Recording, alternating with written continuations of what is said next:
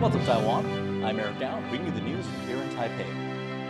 Several new cabinet officials were sworn into office on Monday morning as the ruling party seeks to restore public confidence after a major defeat in this summer's recall elections.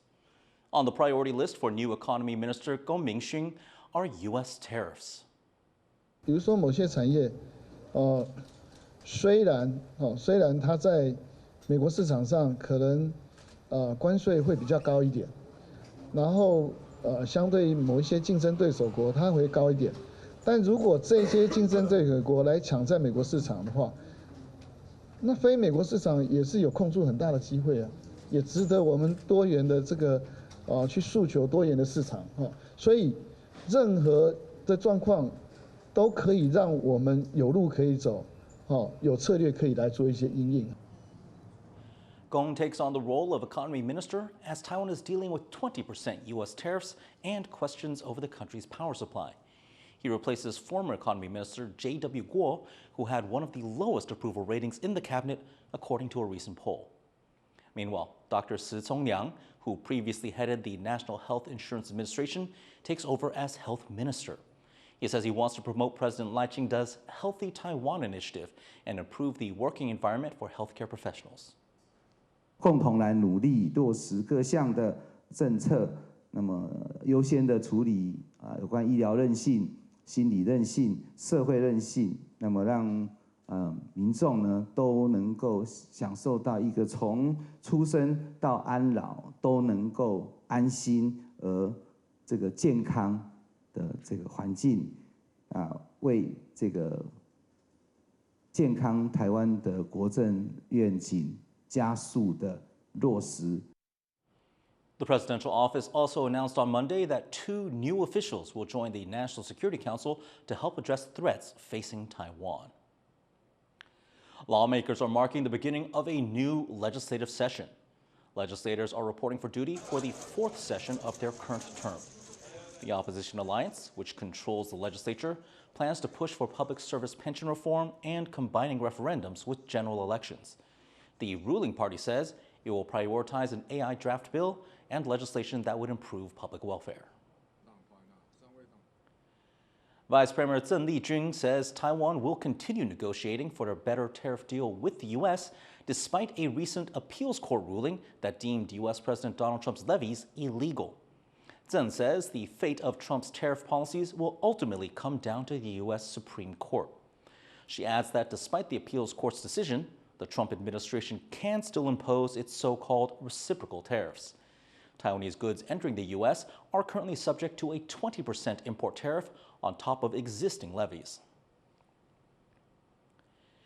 India's Prime Minister Narendra Modi and China's President Xi Jinping have met on the sidelines of the Shanghai Cooperation Organization Summit in Tianjin, China, in Modi's first trip to the country in 7 years. The leaders signaled a reset in relations as fresh tariffs from Washington strain U.S.-India ties. Chris Gorn reports. Indian Prime Minister Narendra Modi shakes hands with Chinese President Xi Jinping and First Lady Peng Liyuan at a banquet in Tianjin, China. He joins dozens of leaders from Russia to Turkey to Iran for the Shanghai Cooperation Organization Summit. The banquet follows a closely watched bilateral meeting between Modi and Xi earlier in the day, in Modi's first visit to China in 7 years. With global tariff uncertainty rising and a fresh 50% U.S. duty on Indian goods, the two leaders used their meeting to talk trade, investment, and a fragile border thaw.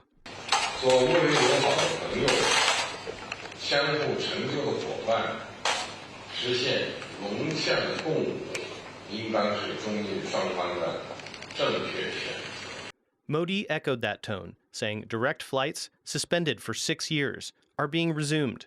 Tense border disputes have been calmed, and ties are back on a positive trajectory.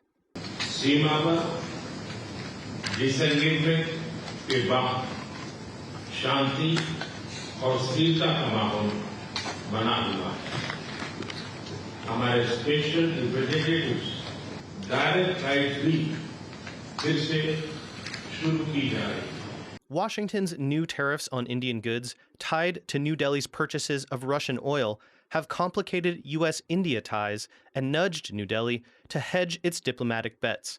But analysts say problems still persist with Beijing.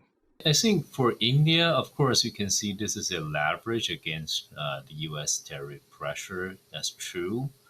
But we should not forget that the underlying contradiction between India and China is still unresolved. And you cannot expect that this improvement of relations can resolve the border dispute.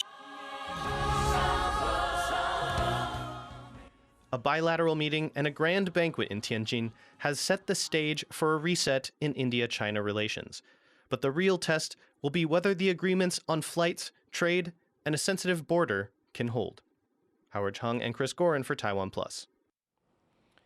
Indonesia's president is promising to cancel perks for lawmakers that set off deadly nationwide protests. But there are still calls for more protests on Monday, meaning his biggest challenge so far may not be over. John Van Trieste reports. Indonesian President Prabowo Subianto appeals to his country's people after days of deadly violence. Flanked by political party bosses, he pledges to revoke new privileges for lawmakers that sparked widespread unrest. Those perks include what some protesters see as excess pay and $3,000 housing allowances amid hardship for working people. Lawmakers' official trips abroad are also banned for now. Saya minta sungguh-sungguh seluruh warga negara untuk percaya kepada pemerintah, untuk tenang, pemerintah yang saya pimpin dengan semua partai politik, termasuk partai yang di luar pemerintahan, kami bertekad untuk selalu memperjuangkan kepentingan rakyat. But the road to these concessions has been bloody. 7 are dead after peaceful protests last week escalated into clashes, looting, and arson. 3 civil servants died in this regional parliament building in South Sulawesi province Friday when a crowd set it on fire. Anger in the streets has been especially intense since last Thursday, when a police vehicle killed a bystander, a motorcycle taxi driver working for a rideshare app, leading President Prabowo to pledge a thorough investigation into police mistakes or violations. The strength of the protests has been such that Prabowo has had to cancel a trip to China to attend a massive military parade this week. This isn't to say the government is giving in to protesters. Prabowo on Sunday said some actions at the protests have, quote, leaned toward treason and terrorism, and that he'd ordered the police to crack down. Indonesia's defense minister has also pledged to deal with those who may have breached the law. Officers will not hesitate to take firm action against rioters and looters who entered private areas or state institutions that have been ensured to always be in safe condition. But despite concessions and tightening security, there have been calls for more protests and gatherings. This is the biggest challenge Prabowo has faced since taking office last year. And the questions of how he handles this crisis will be key to what unfolds next in the world's 4th most populous nation. Alex Chen and John Van Trieste for TaiwanPlus. Taiwan is set to receive the bulk of its major weapons deliveries from the U.S. by next year. Alan Liu has more. 28 U.S. tanks have been promised to Taiwan, and the final batch will be arriving in 2026. It's part of a massive delivery of weapons expected for next year. This includes anti-tank mine layer systems, reconnaissance drones, and modernized assault rifles. 相信这些系统跟武器的装备都能够有效的来去嚇阻中共。那特别是在防止他们滩岸上面的登陆，或者是防止他们的介入，亦或是能够加强我们的侦察能力。我想这些都是非常重要的及时雨。 Taiwan has shown its determination to boost its self-defense capabilities. The Defense Ministry recently proposed a special defense budget of over $23 billion to purchase additional domestic and foreign-made weapons. However, while Taiwan is seeking to buy more weapons to strengthen its defenses, a backlog of U.S. armed purchases worth over $20 billion has yet to be delivered. and this could undermine Taipei's confidence in relying on U.S. military procurements. 一直跟我说这个中共这个武力威胁迫在眉睫，但是东西却还排在那边，那到底是什么时候要交货？那这多多少少会影响到这个民众的信心啊。 Last week, however, the U.S. Senate Armed Services Committee Chair Roger Wicker led a delegation to Taiwan specifically to demonstrate the U.S. commitment to Taiwan's security. He also hinted at future arms cooperation between the two countries. And that will depend on the skills present, both on this side of the Pacific Ocean and ours. And actually, we're open to suggestion and innovation. With more defense proposals coming down the pipeline, all eyes are now on the future of this expanding collaboration between the U.S. and Taiwan. Delphin Chen and Ellen Lu for TaiwanPlus. The Taiwan high-speed rail is set to roll out new seating regulations later this month. Passengers are restricted from sitting on the floor in train carriages if they did not buy a reserved seat, and they must stay quiet during the trip. The new rules come after several clashes over seating arrangements. Irene Lin reports. The fastest public transit option in Taiwan has announced new rules for passengers starting this month. Under the new quiet travel policy, Taiwan high-speed rail passengers must use headphones when using electronic devices and move to gangway areas between train cars to make phone calls. The new rules also restrict passengers from sitting on the aisle floor in cars and on station platforms. Those who refuse to follow the rules will be denied service. Most travelers support the new rules. 因为坐车就希望比较安静一点，对，所以讲话很大声确实会干扰到，或是手机的声音打开，戴耳机是比较好的啦，不会影响到别人。是会有点不舒服，但是我觉得就是反正很快就忍一下嘛，不要那么机车嘛。While some worry about passenger capacity. 第一个是票价的因素了，那自由座当然是票价比对号座当然是便宜多。那第二个也是因为真的是对于整个台湾的交通量，我觉得是人潮搭乘大众运输的这样子的概念，尤其是高铁，这样一日生活圈或是说工作往返的人，真的是相对多很多。The high-speed rail offers cheaper, non-reserved seats for those catching a last-minute ride or those who've missed a local train. This means that train cars at certain stations often fill up quickly, leaving many to fight over seats.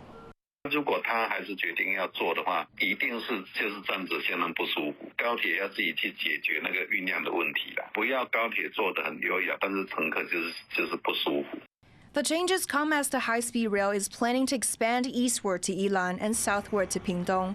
If approved, those projects could bring more passengers aboard and potentially more seating challenges. The new rules will take effect on September 22nd. Passengers traveling long distance might want to book tickets early or risk an uncomfortable journey. Klein Wang and Irene Lin in Taipei for TaiwanPlus. Taiwan's volleyball team bagged silver at the 2025 Asian Eastern Zonal Women's Championship in Hong Kong over the weekend.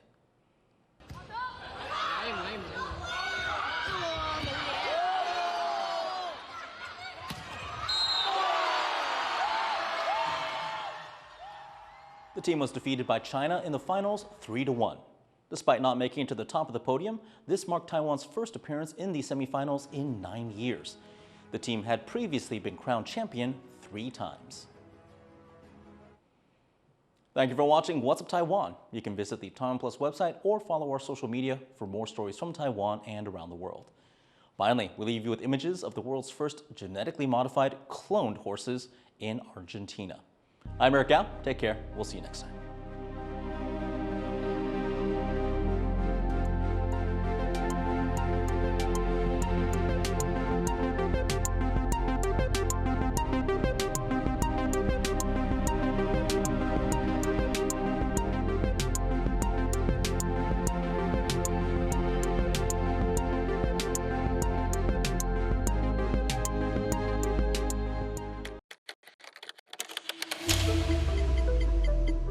How does Taiwan stay on the forefront of innovation in a world of uncertain tariffs, wars, and shifting geopolitics? Get answers and more, from award-winning programs to exclusive Mandarin dramas. Download the TaiwanPlus app to any device today. No ads, no bias, just facts. Taiwan Plus.